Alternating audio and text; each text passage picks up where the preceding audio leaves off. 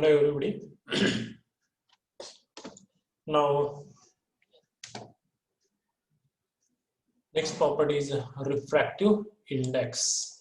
Refractive index. This is also a property of liquid. Okay, and it has its own importance for the practical purpose. So what is a refractive index? Okay, see, this is what two medium. Okay, this is a air. Okay, and this is a any other medium. You can say water or any other liquid is here. Okay, so what happens when any ray of a light comes from the air, okay, or from one medium and it goes to the another medium, okay, if the first medium is a rare medium and second medium is a denser medium, है ना, वरती air आहे आणि इथे पाणी असं समजा, so this angle which is coming on the water, falling on the water is get deflected towards the normal, which is हा जो perpendicular काढलेला आहे ना याला, the surface of liquid. This is what the perpendicular drawn to the surface of liquid. Okay, so that incident ray get deflected towards the normal, so this is what the angle of incidence, I is the angle of incidence. Okay, so angle between the incident ray and the normal, and this is the angle of refraction, that is R, the angle between the refracted ray and the perpendicular, that perpendicular drawn to the surface of water. Okay, so this is what your second medium, you can say as a water from this line and below. Okay, and from above it is a rarer medium, you can say air is there. Okay, so here C and C dash are the velocities of the light in two media. Okay, you can say C is the velocity of light in air and C dash is the velocity of light in the water. Okay, that is equal to sine I upon sine R. Sine I, it's a, I is the angle of incidence, R is the angle of refraction. Okay, so what is eta? It's, you can say, refractive index. Eta is a refractive index. So refractive index can be given as C upon C dash is equal to sine I upon sine R. Okay, but the refractive index of a liquid changes with the temperature and the wavelength of light used for the analysis purpose. Okay, or the wavelength of light used over there. Okay, if these two are kept constant, temperature and wavelength kept constant, refractive index is a characteristic constant for that liquid. Okay, and it is used to find or determine the purity of any liquid, or to find out the composition of any mixture, right? So this is how this property plays very important role. Okay, when beam passes from denser medium to the rarer medium, है ना, म्हणजे जर beam असा पास झाला, where from water, okay, if that rays pass from water to the air, from water to the air, okay, beam pass from here to here, so what happens, the angle of refraction will be greater than the angle of incidence. इथे कोणता angle मोठा आहे, इथे in first case its angle of incidence is larger and here angle of refraction is smaller. In second case, if light passes from the denser medium to rarer medium, so angle of refraction will be more. Okay, so R will be the more than the I. Okay, this is what the condition is. So specific refraction, the refractive index of a liquid changes with the temperature and the pressure, right? But the specific refraction does not get affected. Okay, specific refraction is equal to eta square minus 1 upon eta square plus 2, 1 upon rho. What is rho? Is a density of a liquid and it is independent of this variable. Which variable? Pressure and temperature. This relationship is called as a Lorentz and Lorentz equation. This is called, which one? This equation is called as the Lorentz and Lorentz equation. Okay, now from where this equation came, don't bother about that. They have proved it and published it as a research. Okay, if you want, we will get the research paper for that. Okay, now what is a molar after specific refraction. See what is a molar refraction, REM. It is defined as a product of specific refraction into molecular mass or molar mass. Okay, so multiply only m by m to the above equation. To the above equation you will get the molar refraction. Molar refraction.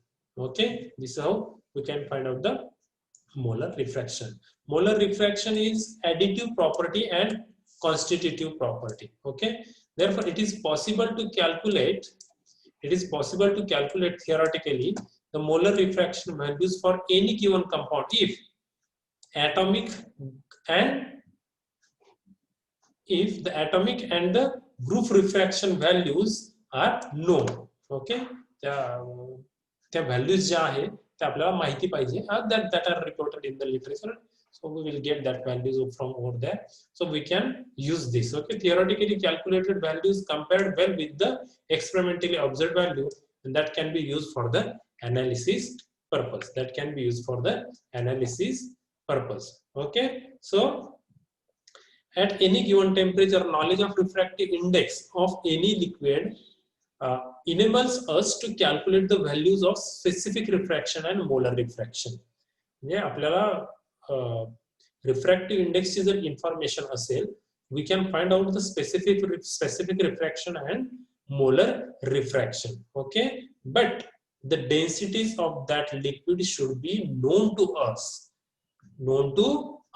at a given temperature. ज्याचा analysis करतोय लिक्विडचं त्याच्या densities आपल्याला त्या particular टेम्परेचरला, जिथे आपण experiment ज्या टेम्परेचरला करतोय, we must know what are the densities of that liquids. Okay, then we can find out the specific refraction and molar refraction with the help of refractive index. Okay, see one example is here.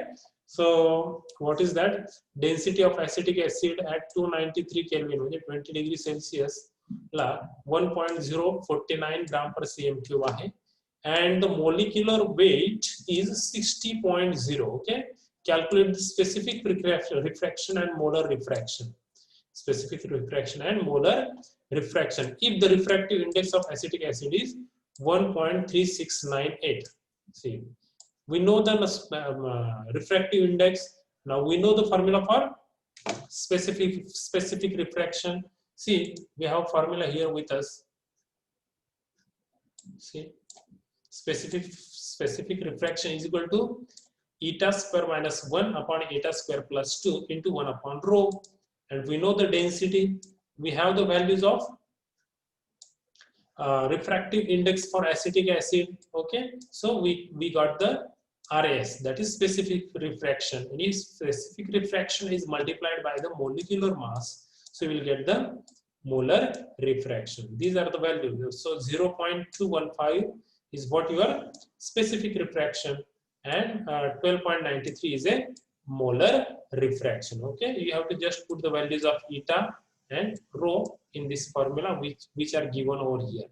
Okay, ज्या की तुम्हाला आहे ना, याची value कुठे दिलेली, इथे दिलेली आहे, आणि एटाची व्हॅल्यू जी आहे ती इथे दिलेली आहे. ओके, या व्हॅल्यूज तुम्हाला टाकायच्या. You can find out the corresponding term. So this is how the refractive index helps us to find out the specific refraction and molar refraction and all that. Okay, so for that one more concept is there, polarizability of a molecule. What is the polarizability of a molecule? See, consider this is a molecule. Okay, we know at the center of any molecule there is a nucleus carrying positive charge. Around that nucleus shells are there. In that shells electrons are revolving continuously, right? So consider this is what your any molecule. Okay, so or you can say atom, so you can say molecule too. Atom च्या case मध्ये काय की element च्या case मध्ये काय की सेंटरला nucleus असणार आहे आणि त्याच्या भोवती इलेक्ट्रॉन असणार आहे, बरोबर ना? किंवा एखादा मॉलिक्यूल घेतला त्या केस मध्ये काय होतं की तो जर पोलर असेल तर त्या केस मध्ये the electron density diverges towards the more electronegative atom present in that molecule. Okay, so see, consider this a normal molecule and this is not polarized molecule. If this normal molecule is placed in electric field, Okay, so this molecule will get distorted. So here it's positive charge, positive electron, negative electron. So electron will get attracted towards the positive charge electrode, and that positive charge get attracted towards the negative electrode. Okay, so there is a distortion. There is a distortion in the molecule. Okay, so that molecule is get deformed. Okay, and what happens? This kind of polarization, which is induced over here due to application of external field, it is called induced polarization. It is called induced polarization. If you see here, okay, induced polarization. Okay, so there is a formation of electric dipole. वेगवेगळे पोल त्या ठिकाणी जे आहे, एक negative पोल तयार झालेला आहे आणि एक पॉझिटिव्ह पोल तयार झालेला आहे. Electric dipole formation is there. Okay, and that is called also induced dipole. This is called induced dipole. Okay, or induced polarization, or you can say distortion, or even you can say polarization. Okay, so induced polarization is directly proportional to the strength of applied electric field. If you apply more electric field, more will be the polarization. Okay, therefore induced polarization is equal to alpha into E. What is alpha? It's a proportionality constant. It's a proportionality constant, and E is the strength of applied electric field. Strength of applied electric field. Okay, so this is what the concept of polarizability in the molecule. Polarizability in the molecule. Okay, you can polarize any molecule by keeping it in the electric field. Okay, where positive charge will get shipped to the negative electrode, and negative charge electrons get shipped to the positive charge electrode, and there is a separation of charge in a molecule take place, and that is what we call as a induced polarization. Okay, so what this is the concept of induced polarizability. Okay, so in the next lecture we'll say measurement of refractive index. Measurement of refractive index.